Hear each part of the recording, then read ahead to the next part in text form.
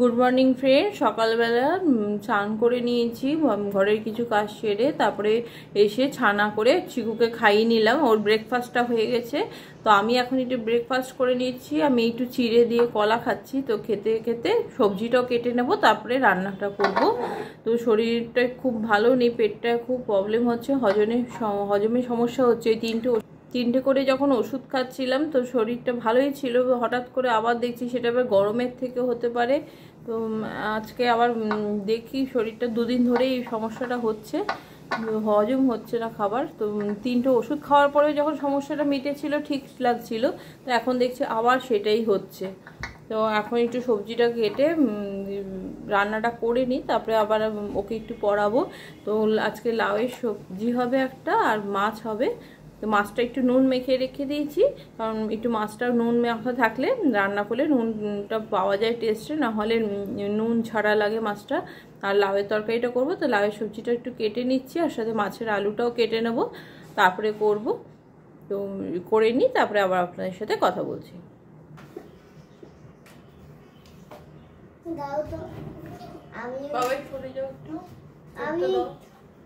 তুমি পারবে না বাবা, স্পাইডার পড়বে উপর থেকে। এটা থেকে এই ঝুলের মধ্যে স্পাইডার গুলো থাকে, দেখো স্পাইডার গুলো ঘুরছে, দেখো এই দেখো স্পাইডারটা দেখতে পেয়েছো? এই যে স্পাইডার ঝুলের মধ্যেই থাকে, এখন নেমে আসবে।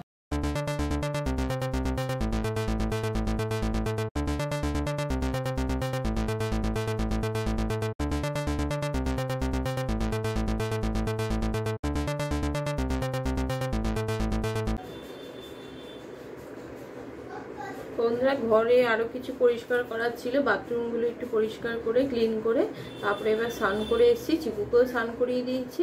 এবার একটু রান্নাটা করে নেব, অনেকটা বেলা হয়ে গেছে, এই সময় রান্না করতে খুব কষ্ট হয় গরম পড়ে গেলে, কিন্তু দেরি হয়ে গেছে, করা যাবে, এখন করে নেব। তো একটু রান্নাটা বসিয়ে দিই, তারপরে আবার আপনাদের সাথে কথা বলছি। যে আজকে ডাল মাখানি এবং মাছের ডিমের বড়া করেছি, এগুলোর রেসিপিগুলো রকমারি বাঙালি রান্নার চ্যানেলে থাকবে। এই যে এটা আমার দিদির ছেলের ঘর, ও এখানে দেখুন পটারিগুলো বানিয়েছে, মাটির বানিয়েছে।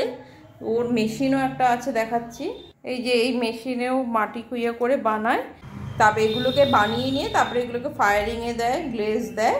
তো এইভাবেই তৈরি করে। তো এইগুলো ওর কলেজে করে, ফায়ারিং আর গ্লেজগুলো সব কলেজে হয়। এখানেও মেশিনটা কিনেছে, তো এখানে এগুলো বাসগুলো বানিয়ে বানিয়ে প্র্যাকটিস করে। আর এগুলোরই এই ফাইনাল রূপ হচ্ছে, দেখুন এগুলো ও আলমারির ভিতর রেখেছে, কারণ আমার ছেলে প্রায়ই আসে, তো কখন হাত লাগিয়ে ভেঙে দেবে। তো এগুলোই হচ্ছে ফাইনাল রূপ। আমি আপনাদের দেখাচ্ছি একটা, এই দেখুন এরকমই একটা ভাস ও আমাকে গিফট করেছে, ওর প্রথম কাজ বানানো, সেগুলো গিফট করেছে। তো সেটার জন্যই এগুলো গিফট করেছে, মেজদিকেও একটা দেবে বলেছে। তো এরকম ওর কাজ সুন্দর, এখন কাজ শিখেছে, এগুলো ভালো লাগে দেখতেও।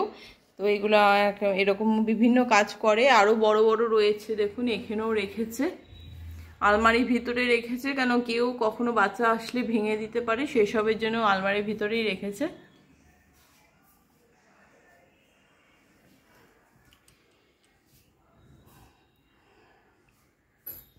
খুবই সুন্দর, মানে এত সুন্দর গ্লেজ দেওয়ার পরে ভালো হয়। এই কিছুদিন আগে ওর এক্সিবিশন গেল একাডেমিতে, তো ওখান থেকেও করে এক্সিবিশনেও কিছু সেল করতে পেরেছিল। তো এখন 3rd ইয়ার চলছে ওর, 4th ইয়ার হলে ফাইনাল ইয়ার কমপ্লিট হবে। এই দেখুন এইটা আমি হাতে নিয়ে দেখাচ্ছি, দেখুন এই যে সৃজন দাস লেখা আছে, নাম্বার দেওয়া আছে। এটা হচ্ছে এই টাইপের পটারিটা।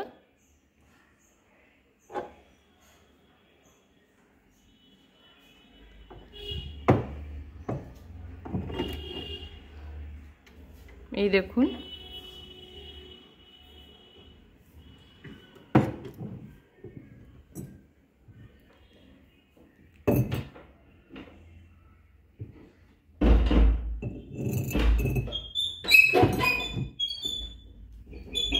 আর এইগুলো হচ্ছে ওর এখনো একটু খেলার নেশা রয়েছে, দেখলে এগুলো কেনে আবার। এই বিভিন্ন রকম পটারিও তৈরি করছে, দেখতেও ভালো লাগে। ও কত ছোট ছিল যখন আমার এইচএস পরীক্ষা হচ্ছিল তখনও হয়েছিল, আর এখন এগুলো খুব অনায়াসে তৈরি করছে। ও কত মানে কবে সে কেরিয়ারে সাকসেস হলেই ভালো লাগে, ছোট থেকে ওকে দেখে এসেছি। তো অনেকটা এইগুলো করছে, খুব ভালো লাগে দেখতে। এগুলো একদম একটা শিল্পর নিদর্শন হয়ে থাকে। তো আরও এগিয়ে যাক, সাকসেস কামনা করি। আর ও সাকসেস পেলে মানে যেন নিজেদের সন্তানের মতোই। তো তো ওই খুব ভালো লাগে, খুব বড় হচ্ছে আর সঙ্গে সঙ্গে কাজ শিখছে, যত তাড়াতাড়ি স্ট্যান্ড আপ করে ভালো লাগবে। এই যে এই ভাঁজটা দিদির ছেলে আমার জন্য দিয়েছে, সুন্দর ভাঁজটা।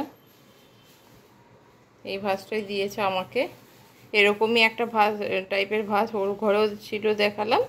তো এইটা আমাকে দিয়েছে, মেজদিকেও একটা দিচ্ছে। ওর প্রথম কাজ বলে ও এটা দিচ্ছে।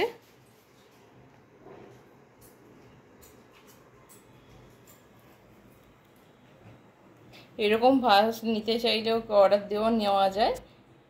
তো আমি ফোন নাম্বারটা ডেসক্রিপশানে দিয়ে রাখবো, কেউ যদি নিতে চান। তাছাড়া ভাঁজগুলো খুবই সুন্দর করেছে, গ্লেজটা এত সুন্দর যে দারুণ দেখতে, আমার কাছে তো খুব ভালো লেগেছে।